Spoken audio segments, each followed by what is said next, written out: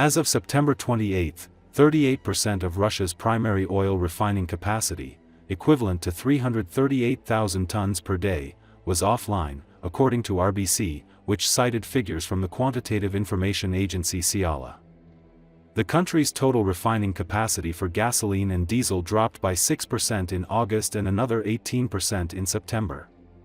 This pushed refinery downtime to unprecedented levels, surpassing the August record of 23%, 206,000 tons per day, and previous highs recorded in May 2022, 196,000 tons per day, and May 2020, 164,000 tons per day. Roughly 70% of this downtime was attributed to Ukrainian drone strikes. By late September, these attacks had disabled nearly a quarter of Russia's refining capacity, about 236,000 tons per day, according to Siala.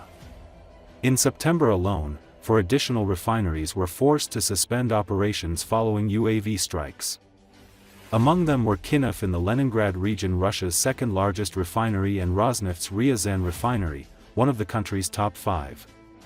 Kinef halted operations on September 14, Ryazan on September 5, followed by the Novokuibyshevsk refinery on September 20 and Gazprom's Astrakhan refinery on September 22.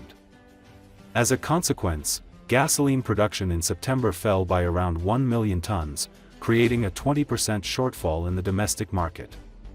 The Far East and Crimea have been hit hardest, with sales of more than 30 liters of gasoline per person restricted since the start of the week. In total, over 20 regions, stretching from Sakhalin to Nizhny Novgorod, have experienced fuel shortages, the Moscow Times reported. To stabilize domestic fuel supplies, the Russian government has extended its gasoline export ban and tightened restrictions on diesel shipments through the end of 2025. The updated decree prolongs the export ban on gasoline until December 31 and applies to all exporters, including producers.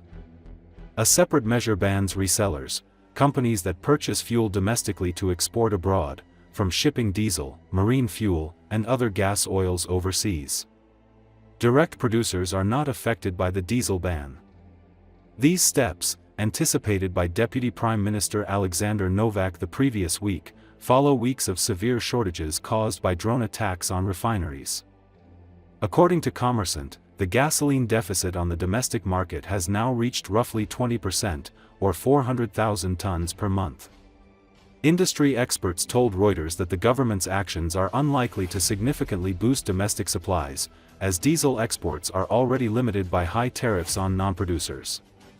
Bloomberg added that resellers make up just 1.5 to 2% of Russia's diesel exports, with the vast majority handled by producers directly.